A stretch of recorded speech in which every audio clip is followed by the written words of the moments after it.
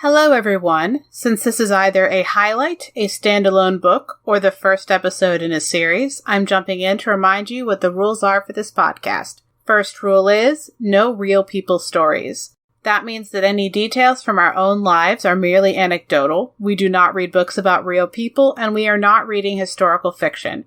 The second rule is that we are basing our analyses off of how the author treats characters and what they put them through. We are not judging the accuracy of the trauma, the accuracy of any actual conditions that may be portrayed, nor the authenticity of a character's reaction to that trauma or that particular condition. This podcast is for entertainment purposes only. The hosts are not trained professionals, and their opinions come solely from personal experience.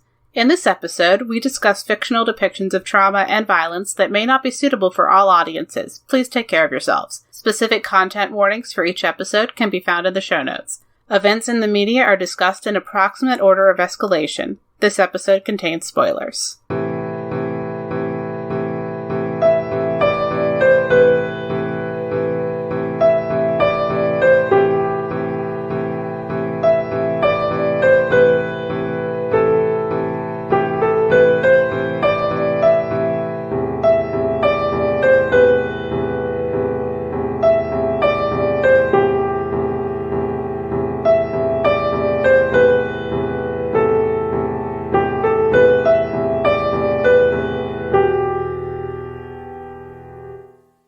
I'm Nicole. And I'm Robin. And this fortnight on Books That Burn, we're discussing River of Teeth by Sarah Gailey. This is the first novella in a thus far 2-novella series. I recommend getting it as the omnibus volume American Hippo, but this episode is just talking about River of Teeth specifically. And for our factions, we have... The names are so good in this. We have Winslow Remington Houndstooth. We have Regina Archambault, also known as Archie. Hero Shackleby, Cal Hotchkiss, Adelia Reyes, Neville, Ruby, Rosa, and Abigail. The last 3 of those are hippos. Yeah. Okay. For our first topic, we have Neville and death. So that's what happens to Neville. Neville is a kid. Yeah. Mm-hmm. There's a couple of things with Neville that I want to kind of make a note of. Mm-hmm. Whether or not we end up discussing them more in depth, either way, I think it's important to note them. First off, Neville is not a fully grown adult participating in this, I was going to call it an adventure, this job that everybody else is doing. Instead, this caper. Neville found Adelia and essentially asked to go along with her and maybe be her apprentice, her helper, her assistant. And it's important to note that this is somebody who, saw his hero and said, I want to go with you and be your assistant. I want to learn from you. And then he almost exists. It feels like he exists when we need him. Mm-hmm. He doesn't really do anything. Like, he very clearly has agency, but he doesn't really do much. So he joins up with the group, and then he is the reason that they have, like, this tiny little piece of information, and then he dies. Yep. And that's kind of everything. And it's very this... he's not just a plot device to character. He's like I only had one job for you to accomplish character. Yeah. Not even an escort mission. Like, it wasn't their job to escort him. Yeah. He just tags along. In terms of, like, in the narrative... He feels like cannon fodder, except that's not how this book is, but he still feels like that. he, as far as we can tell, or at least as far as I can tell, he exists to make sure that we take the feral hippos seriously as a real threat. Yeah. And we don't feel like the main characters have invincible plot armor. So it's like, oh no. Yeah, all the hippos they're riding, tame, don't worry about it. The feral hippos will eat a child. And and to demonstrate this child. a thing that, as far as I know, happened in the real world after this book came out, but before I reread it for this episode, was like a story about someone who had like raised a hippo and then like his own hippo killed him later because don't take this series as a guide for how you can act around real hippos. Yeah. This is the degree to which this is fantasy is that Ruby is not going to eat houndstooth ever. But yeah, please don't take this as a guide about how you could act around a hippo that you have raised. But what a world. It'd be so cool if you could, but you can't. Anyway, so Neville kind of exists in the narrative to make sure that we take the feral hippos very, very seriously, even as the other hippos like have names and breeds and coloration and personalities. They're not anthropomorphized much. They're almost treated like horses. Yes. They're treated like predator horses. Yeah, and I think that's... Even though hippos aren't necessarily predators, like that's not why it's hippo ranching. It's more like, it's, I think horses are a good analog, or like if you also rode cattle in order to herd the cattle. Except that you don't, which is why I think horses, especially because it's like, all right, I'm going to put you out in the pasture. Okay, go have fun. Come back when I call you. You can follow directions, etc. Here's your wallow. Go for it. Yeah. Play nice with the other kids. Though even, we're specifically talking about Neville, but I was just thinking of, with Neville being used to make sure we take the feral hippos seriously, there is a dog that dies off screen in the service of making sure we don't forget that the protagonist's hippos are creatures who can be deadly and should be taken seriously. They're just not going to bite the main characters. That is a good point. So he's not the only being who in the novel or in the novella serves that purpose. Mm-hmm.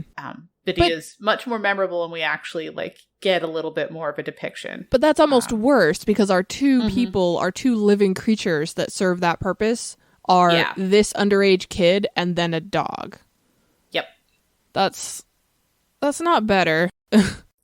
No, I was just thinking of how, it makes sure that we take them seriously. But also, the bit with the dog is your dog must have been annoying my hippo. And I'm like, all right, maybe fair point, but this is an unfair matchup, and it's... Yeah. And... yeah, they don't, they really don't talk about Neville at all after he dies. And Adelia, okay, not that as a person you have to care more about children just because you're pregnant, but in a narrative that involves a person who is pregnant, and then, the follow-up novella will have, a bunch of stuff with her child, it is more striking, I think, with how quickly Neville vanishes off the page.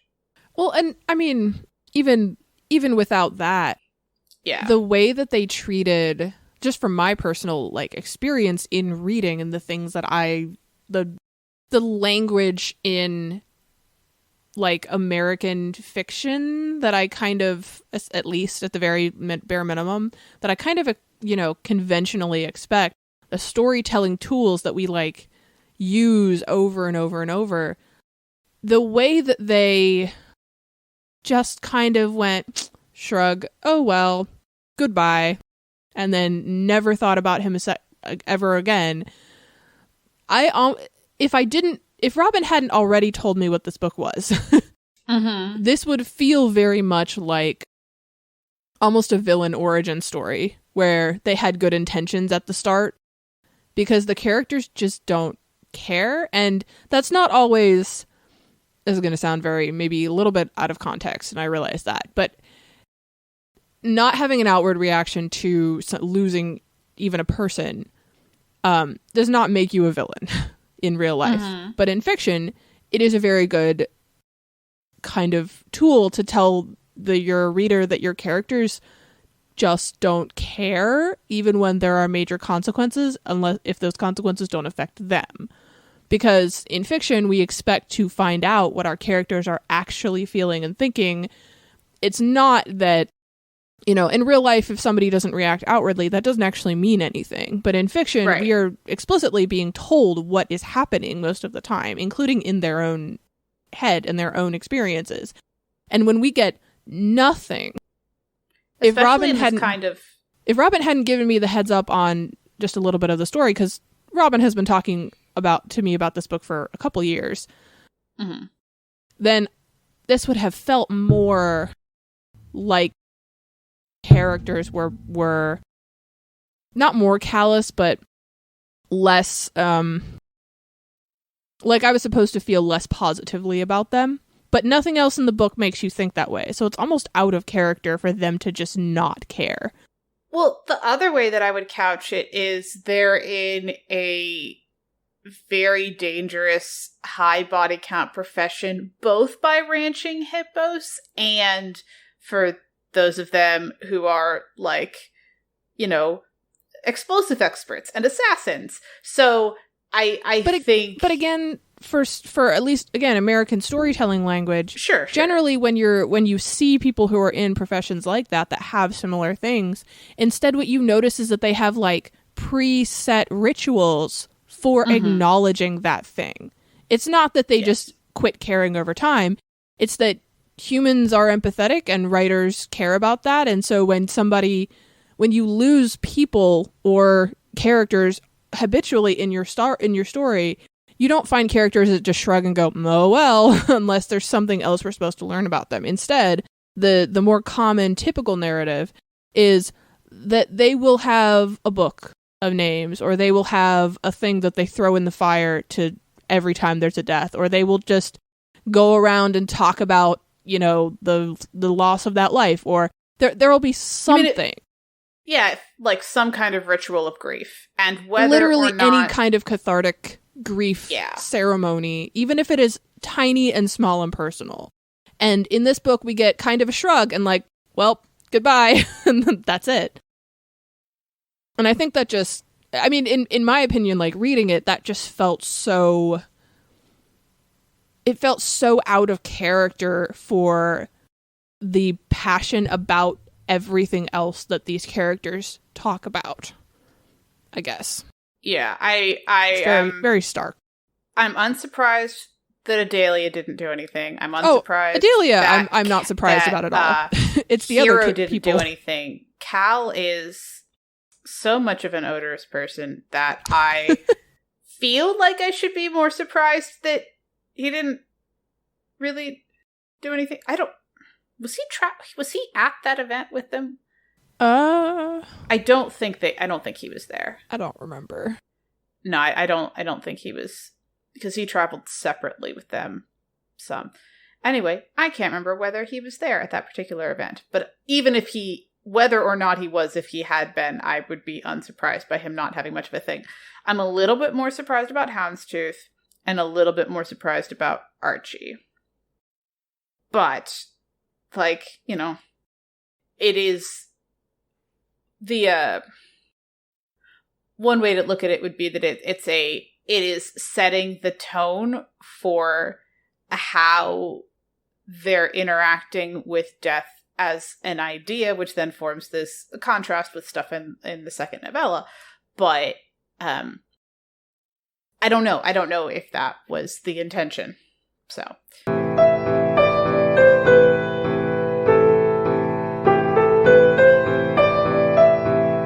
Okay, so the name of this topic is Betrayal, and I would like to say that it is a lot closer to curse your sudden but inevitable betrayal, because Adelia literally says that her job is to kill them if they stray. And they're like, you're so funny. And she wasn't joking. They're literally like, they're so funny. Stray from which thing exactly? And she just kind of was like, well, that's a mystery for me to know and you to find out. Maybe not.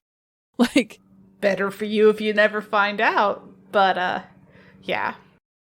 So, yeah. Yeah, I like Adelia as a character. I will say that, like, a lot of my good feelings for her come from her continued appearance in A Taste of Marrow, but what we do get of her in River of Teeth is pretty good. Yeah, this is, in terms of, like, literally what Adelia does, she is hired by somebody else to be on their team to make sure that they do what that person wants them to do. The trick is that what that person wants them to do isn't quite exactly what they thought they were being hired for. And so literally doing exactly what they were hired for still isn't enough to keep someone from wanting to kill them, which to me seems kind of bad and underhanded. That's at least the way I read the tangle of stuff in there. Does that fit with your reading of it, Nikki? It doesn't conflict. Yeah. I think it doesn't conflict. I think I maybe had different nuance on it reading it, but how would you read it? I also read books that have more of characters similar to her in them than you do, I think. Maybe. Mm-hmm. So I'm bringing in, like, additional preformed thought processes about those kinds of characters. Yeah. So I mean, that doesn't mean that I'm more right. No. Yeah. It's just, I feel like for me it was a little bit of a different flavor. She felt to me like a character that was, I mean, okay, I have not read book 2. But, well, no, that's not true. I have now. Hold on. Yeah. No, because my book is literally them all in one book, by the way. Yeah, we read American Hippo rather than the separate. Yeah. As published, the separate novellas. Yeah. So I feel like even from the beginning, this character really felt to me like, I don't know, they have the air of an actual professional, except then at the beginning, they've got a little bit of this, like, I'm, swinging my way, grifting through life kind of a feel. And it very much feels like an archetypal assassin, but maybe one who's going to get reality checked later. I guess, if that makes sense. Yeah, like, she's here to do one thing. She's extremely good at that thing, and she's mostly waiting around to see if she's going to do that one thing or not. But she's also maybe a little bit impulsive. Mm-hmm. That was the feel that I had from, like, the very intro scene with her. Was that, like, she knows what she's doing, but if she thinks there's a reasonable outcome, she's willing to, like, roll the dice on that, like, remaining percentage that she could have been more cautious on. And then it was funny because that was my original impression of her, and then we get to the actual betrayal scene and she messes up. And it was like, well, there we go.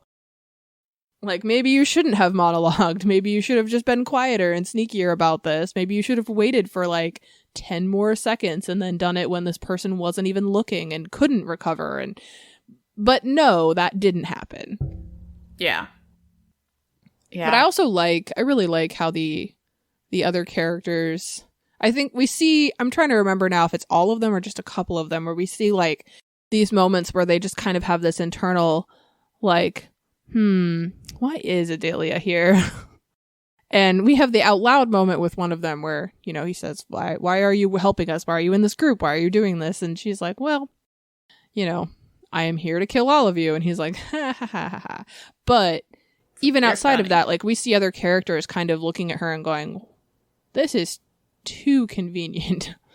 Why are we doing this way? And one of the things I'm trying to double check really quick. In River of Teeth, we don't... So this is kind of, it's told in a third person, rotating perspective thing. So, we have various people who are being followed, and as we're following each one, we get what they are thinking, but they're not using like I and me and my for the narration. Right. I hope that makes sense. And unless I'm woefully misremembering, I don't think we ever have Adelia's perspective. Like, I think, like, we even get Cal, but we don't get Adelia. And right. Especially because it is this, like, third person rotating omniscient deal. Or not rotating in each individual thing. They're not omniscient. You only really get one person's thoughts at a time. Anyway, this third person rotating perspective. Because there are like enough characters, it makes it easy to not realize, hey, but I don't know what Adelia is thinking. And, taste of Marrow. We get a bunch of her perspective. But when we... in the gap between, hey, yeah, my job's to kill you if you stray, and no, seriously, I told you that was my job. Like, in that gap, like, we don't have her thoughts. And I think that, like, the first time I read it, I made it to the end, and I was like, oh, wait. No, yeah, we didn't know what she was thinking. And I think it works really well, and it helps, like, It works in the narrative really well. I like it very much as a narrative choice because the other characters also don't spend a ton of time wondering about what she's thinking. Right. And because they're not wondering about it and we don't have her thoughts on it, the net effect, it's not even don't look there, don't worry about it. It just doesn't come up. I also really like narratively the way the internal monologues are done. Because we get Adelia from Adelia's perspective when we meet her. Mm-hmm. And then I think never again. Yeah, that seems right. Because we have her looking at the kid, and so it feels much more like an introduction to the kid. Well, and we have her like pre-job. So any of the details that we would have...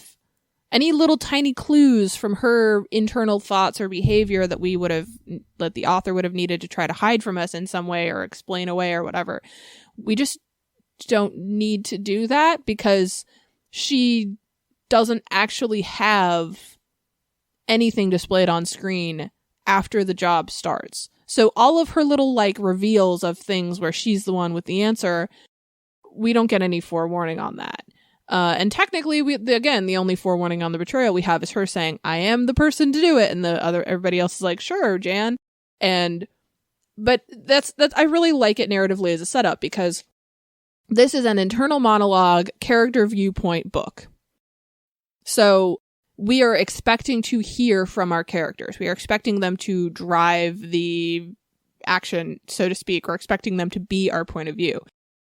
And I didn't even realize until I finished the book that Adelia finished that first section, that Adelia only had that one segment.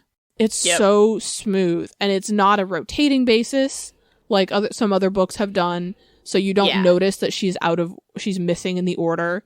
We sometimes will flip back and forth. We'll have character 1, character 2, character 1 again, and then character 3. There's no real rhythm to it. And so the feeling that we've already heard from her kind of lingers reading it. And then you get to the end and you go, oh, no, I actually didn't. I heard from her once, and then I heard from everybody else several times. And I just think it's very well done.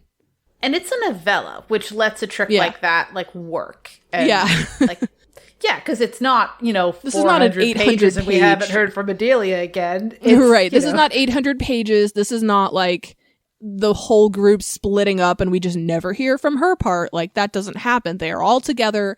It is pretty short. It is very succinct. They're all supposedly working toward the same goal. there isn't really a moment where you're like, wait, why aren't we hearing from you? Like, that doesn't happen. Not only is it not 800 pages, the entire omnibus of both novellas and a couple of short stories barely cracks 300 pages. So, yeah. Actually, let me double check and see. In my copy, book 2 starts on page 137. Yeah. So it is literally less than 150 pages. Yep. Very good. Like it a lot. It's nice to read novellas.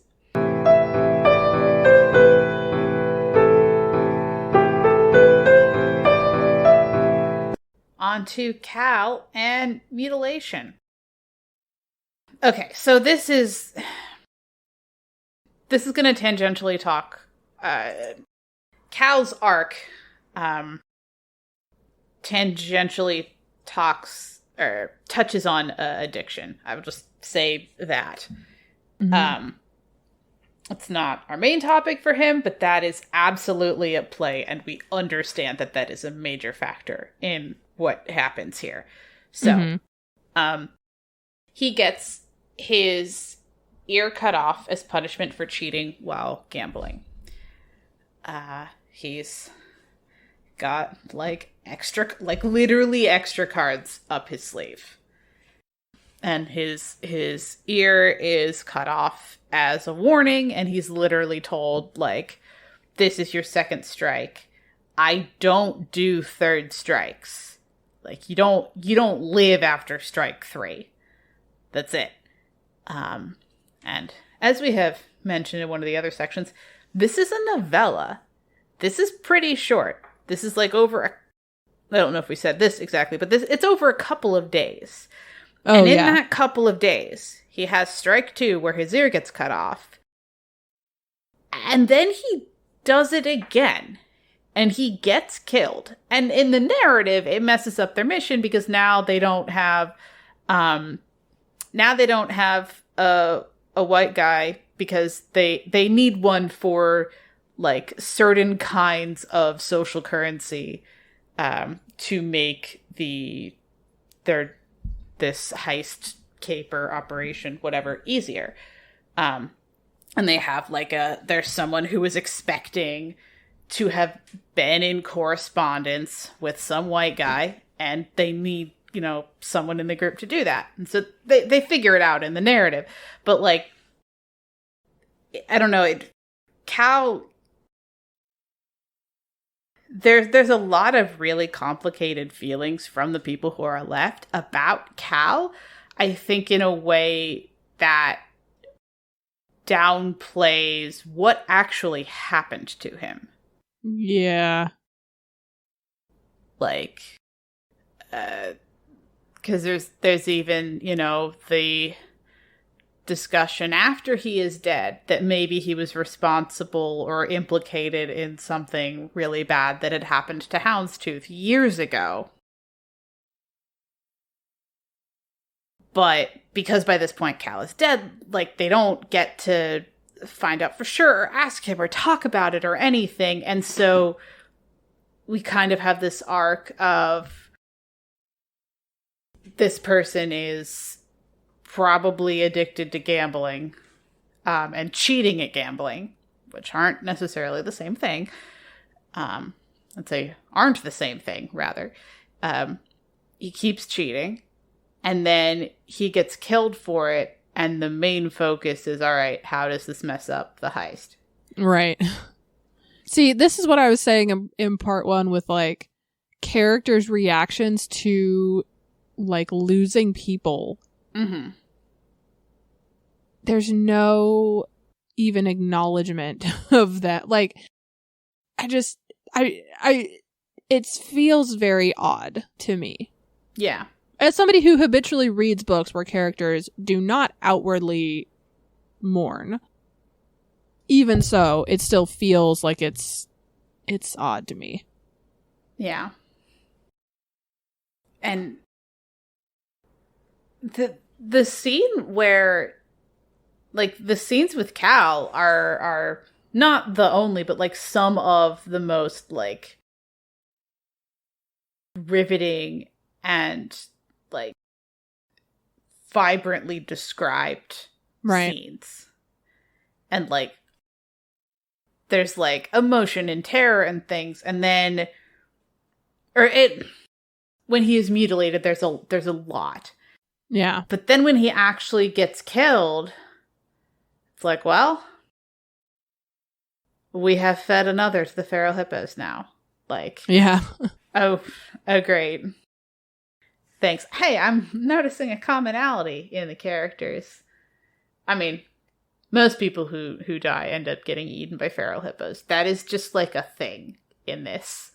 Just kind of a lot. I don't know. I have. It's weird because like I picked Cal for like the biggest, most traumatic topic that we want to talk about, but because of how little it's emphasized and given emotional weight in the narrative, it does make it harder to have something coherent to say about it. I think it is interesting to point out the contrast between, I mean, already we've kind of said like they have a similar, other characters have a similar reaction to their peril, their danger. Mm-hmm. But I think it's important to point out, like, as far as emphasis put in the narrative and how much life the character gets and how much we see who the character is, this is almost the polar opposite of Neville. Yeah. So on the one hand, Neville has like 2 lines and no scenes and no character arc and no extrapolation and no nothing. Cal has all of it. And it's just, it's a very stark contrast to me, especially because they both end the same way. Mm-hmm. I almost wonder if just the author doesn't like writing that kind of character reaction. That's not fair to say without like reading more of their work, but like, mm-hmm. Having said all of that out loud, I wonder if that's an author thing, not a I mean, character thing this was published 5 years ago, and so whether or not this was how they approached it at that time, I don't know how much. I don't know. I mean, frankly, I wouldn't necessarily expect the same tone. Like, I have read later things from them that were not like this. Oh, okay. So but maybe, I will say that I think the Western adjacent dystopia novella that I read from them is a little bit closer to this. So I'm wondering if it's a they have certain themes in common, and I think that might be more of it, that it's this like their take on this particular kind of emotional landscape, more so than like saying that it's an author preference writ large. I was just speculating because sometimes authors have things like that where it's just a thing that they like or feel comfortable writing in a certain way. Oh yeah. But yeah, you've read more of their works than me, so if that is not true, then that makes sense. Yeah. Yeah, the other Western-inspired dystopia is Upright Women Wanted. Okay. Like it. And then the book that is very, very different from this and has way more thoughts about death is The Echo Wife. That is sci-fi. It's a thriller. I really like it. It also feels very, very different from American Hippo. Gotcha. From River of Teeth. Do we have anything more we want to say on Cal? I think we've just devolved into talking about other things. Unfortunately, I think that's it for Cal, because there's not, other than like, what I will say is it doesn't seem, because of the way discussion of his possible past betrayal only happens, as far as I remember, after he dies. I given the source of, like, the information, I don't know how much I trust that that's actually what happened. And I don't know, like, there's a bit of it that this part of me that's like, maybe they just blamed it on the dead guy. And I don't know, but that doesn't feel out of character. And it narratively, it kind of, like, redirected some anger that was going on. And I don't know, it to me, there's the possibility that he wasn't actually involved in the thing. But also, like, where he ends up in the situation that he's in when this slice of the story begins is consistent with that trajectory. So, you know, it could go either way. I just think it's interesting. It does feel a little bit like we pinned it on the dead guy. Oh, yeah. That's fair. Yeah. Because if it's true, it's a good time to say it. If it's not, it's a really smart lie in this particular circumstance.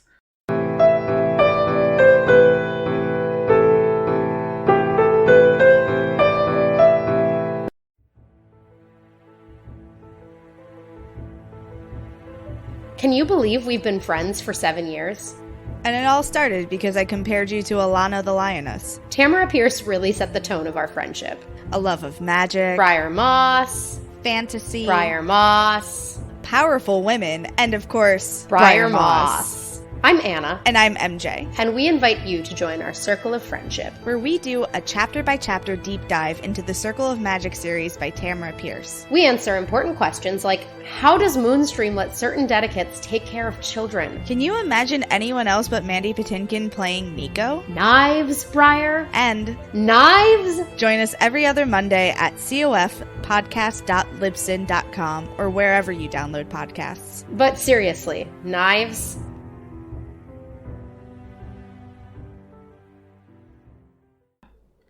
On to the wrap-up and ratings for River of Teeth.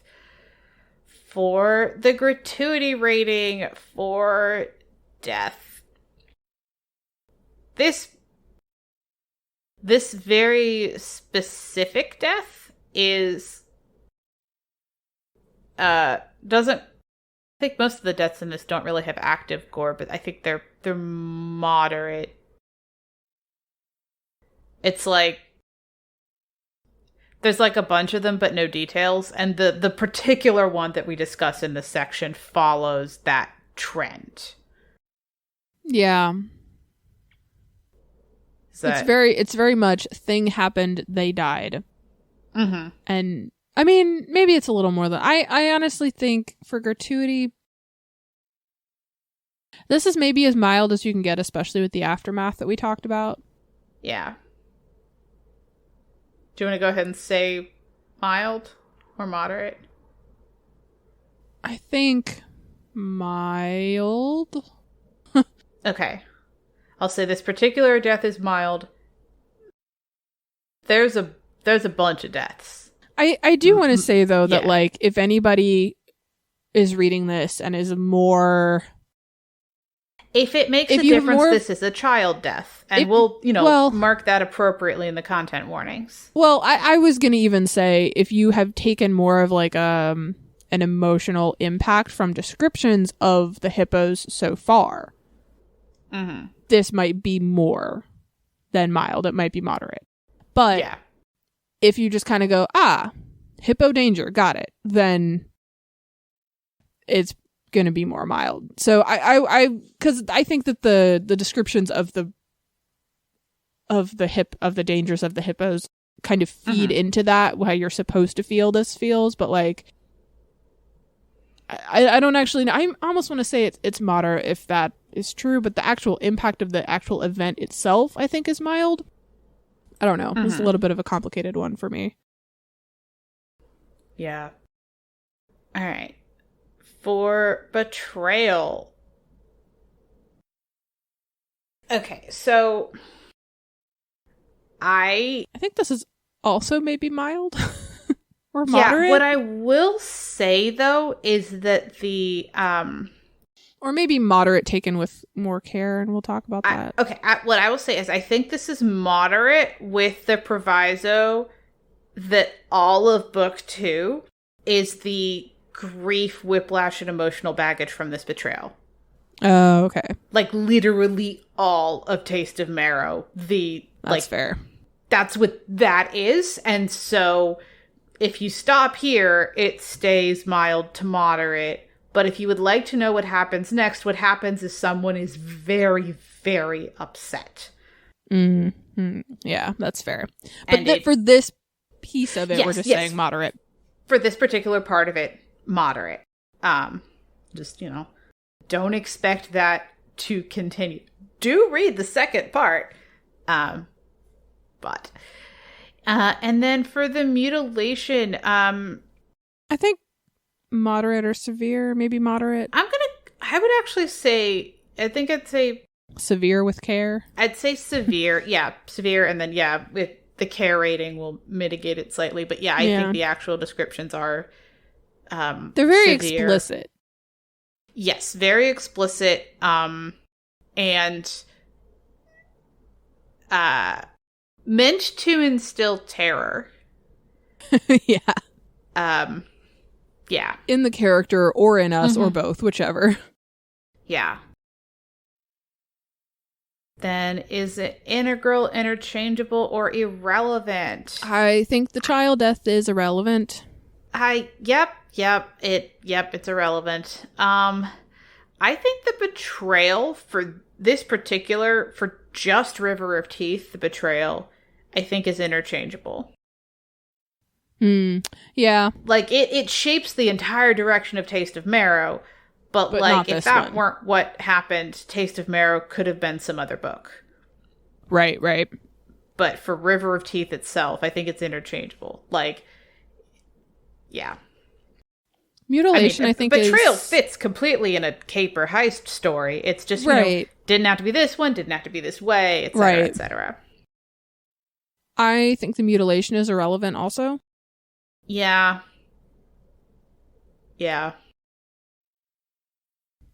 Sorry, Cal. Yeah. Unfortunately, part of its irrelevance is because it doesn't change a trajectory. And it doesn't even really seem to impact him. Yeah. It's like it happens, he's sad, and then we don't even have evidence of him like recovering or having to adjust. The weirdest part for me is no one asked about it. Like, I don't want to say more, but anything. Like, this thing happens, and it's a thing that would be like visible to anyone looking at him, and no one asks about it. It doesn't even say, and he had a scarf around his head so that no one would. But like, no, nothing. And just no one notices. Yeah, so I will definitely go with you for irrelevant. Unfortunately for Cal. All right, care. I think the child death is treated with care. I think maybe enough, or yes. I'm going to say enough, because I think it either wasn't actually heading for care and I'm misreading it, or it did, but it erred on the side of so little examination that it makes it feel like it didn't matter. Yeah, I think... And because of that, I think I'm going to go with... I think I agree. I think enough, because I think for it to have been yes, we would have needed catharsis, but we didn't get that. Yeah, we don't. Then the betrayal. I don't think the betrayal is handled with care. You don't? Okay, wait. Sorry, I'm trying to think. What were your thoughts on it? My thoughts are that if you saw it coming a mile away, then it was treated with either a lot of care or very little to no care. And if you were blindsided completely by it, it was treated with no care.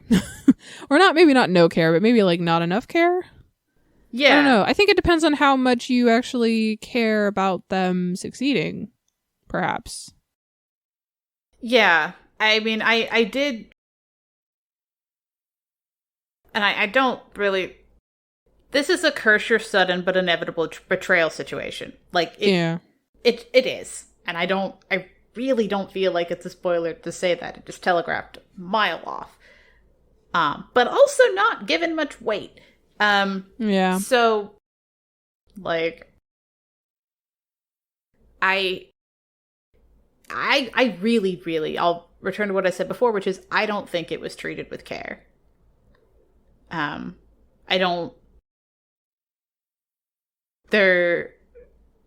The previous years ago thing that we have alluded to is treated with so much more care and is it has similarities in what kind of trauma it is, and the amount of care that is treated with in the same story, I think separates it out for me to say, no, the particular betrayal that we're talking about really, really isn't treated with care. Then for the mutilation. So we just said no for betrayal? Yeah. Okay. For mutilation, I think also maybe either enough or not enough? Somewhere. I'm going to say probably not enough. Err on the side of not enough? Yeah. Yeah. Like, this isn't the book about processing emotions about things. No, that's fair. That's what A Taste of Marrow is for. River of Teeth, the guns blazing, we're a heisting, let's go. Hippo's ready. Like, it's a bloody romp, and then you get to the end and you're like, oh my goodness, is that what happened to everybody? Let's so moral directionality. This is point of view. Oh no, moral directionality is first. Oh, okay. So that's a newer rating for us. Our categories are clear, muddy, or tangled. Clear would be there's like a particular feel to the book of like, this is the right thing, this is what ought to be happening, this thing is clearly wrong, and there's like only one kind of voice like that. Muddy is like, I can't even tell what the book wants me to think. Tangled is there's a bunch of different clearly held and probably contradictory thoughts about what is the right thing to have happened. And yeah. So I think what do you think for this one? I think clear. I think we are told that our main characters are right and that they're doing the right thing and that it will be awful if they don't succeed. And also they are told, like, we are very clearly told through the narrative, like, the person they are up against is wrong, and here's all the ways that person is bad and wrong. And they're also told that maybe the people that hired them are bad and wrong, or maybe they're right. But, like, the point is that the main characters are stalwart and true and will make the right choice because they have good intentions and revenge in their hearts. Like, yeah. Revenge is one of the good intentions, yeah. Yeah, so whether or not you actually agree that they are correct, the book very clearly tells you they are the only right ones in the scenario, for sure. And that's part of what makes the betrayal more like more and frustrating. Impactful. Yeah. So, I think it is pretty clear. I think again that, like, whether or not you actually agree with them in your own personal opinion, I think that the book is very solid on that this is correct. Yeah. Even if they're not 100% sure what to do and how to do it, they are the ones making the moral choice, and if we're led to follow them. Mm-hmm. The moral directionality of the book's universe aligns, generally speaking, with their actions. Yeah. Yep. Well, I mean, right. and clear is not a rating that means, like, our main characters have to be right. I mean, the clear is to be clear, is that rating is about. There's an implied right direction. Yeah, there is an implied correct and incorrect choice that they made. And I think that it places a lot of emphasis on them. And it can derive tension from, that. like, feeling like someone made the wrong one, but it's right. the wrong one. Yeah. Right. Right. Okay. So, clear moral directionality. All right. For point of view, as we discussed a little bit in one of the individual sections, this is a third-person rotating perspective. I'm just going to say rotating when I'm writing this down. Yeah. All right. For the Trope Spotter. Okay, so Trope Spotter for this is ascended to carnivorism. Everything Google can tell me says that hippos are herbivores. Everything in this book says no. Hippos will eat whatever. They totally eat meat, and if they're feral, they will absolutely munch a human. I mean, like, to be fair, in real life, hippos absolutely will attack and kill humans, but it's not because they're hungry. Yeah, it's a territory thing. A control of the area of play thing. But yeah, in this, no, they're carnivores, or it's like feral hippos are carnivores and domestic hippos are omnivores. In this book is definitely the way it seems. Yeah, I was. It's always fun when there's like already a TV tropes page for the particular book, and I just saw Ascended to Carnivorous, and I'm like, oh, that is such a good trope name. So Ascended to Carnivorism is when, like, the real thing doesn't eat meat, but as, like, rule of cool for the story, they do, basically. Favorite non-traumatic thing about the book? What's yours? I'm a huge fan of how much the way hippos are talked about and the way that piranhas are talked about in the US align. I think it's very funny. I think I played a sort of a mental game with myself at one point reading this. How many times can I swap out the word hippo for piranha and have it make sense? Yeah. I think it's great. I don't know if that was like an inspiration, but like it made sense. Yeah. No, that particularly the wild hippos. Yes. Yeah, no, they do absolutely serve the same narrative function that piranhas might in another story. It's just so funny. Actually, you tell me you say yours, and I'm going to try and find a good sentence for this that's in the beginning of the book. Okay, sure. All right, so mine, Hero Shackleby. Hero is great, and the way Hero's identity and pronouns and everything are handled is, like, really subtle and cool, and there's a moment where they're like, okay, we've got to get this maybe transphobic conversation out of the way.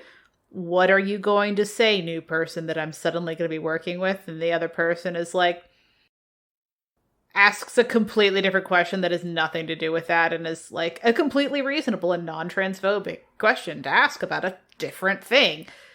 And it's really nice because it's like rejecting the offered, okay, I can take the emotional burden of your questions at this time. And it's like, nah, I'm good. I didn't have any other questions about it. Why would someone have a question about that? Yeah, it's nice. I like Hero. I like, I don't know. I really like characters who wield poison.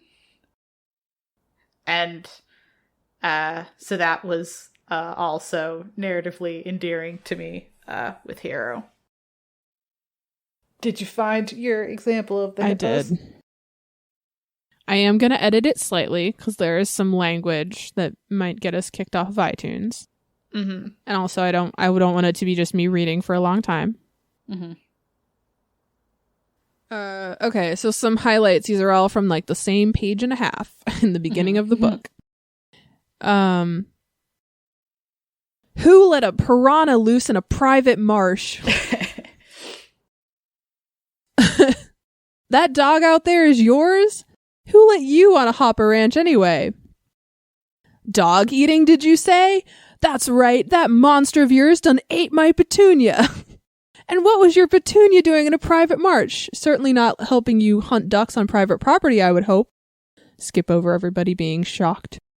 That's none of your business. What's your business is that my petunia's dead because of your piranha. So this is if we said piranha instead of hippo. Yeah, that's great. and to be clear, that exchange is about a quote unquote tame hippo, not a wild one. Yeah. It's very funny. My only objection is I don't know if that counts as a non-dramatic thing about the book. Okay.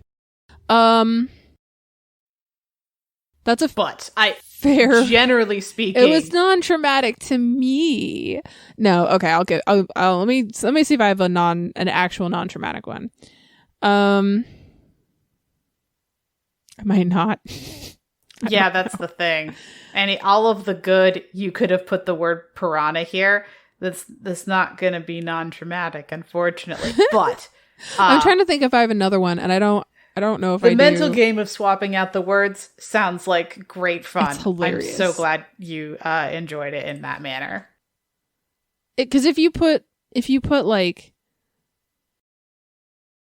horse when they're riding them as steeds, and then you put piranha in all of their circumstances, it's amazing.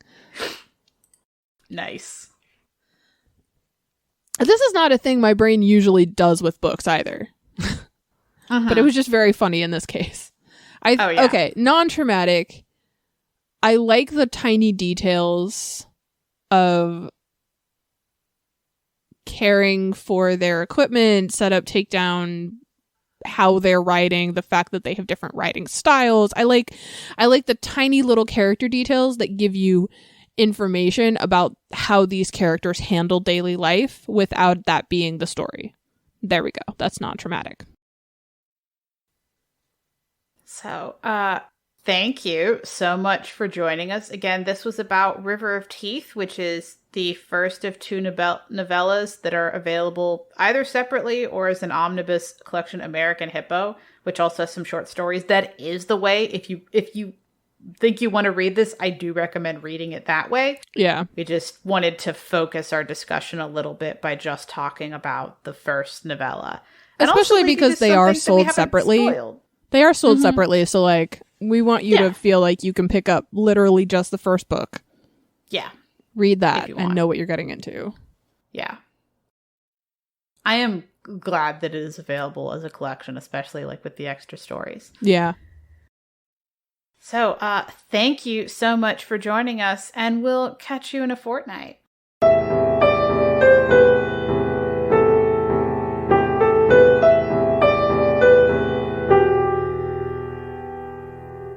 All music used in this podcast was created by Nicole as Heartbeat Art Co. and is used with permission. Our transcriptionist is Heather. Follow her on Twitter at MamaDragon20.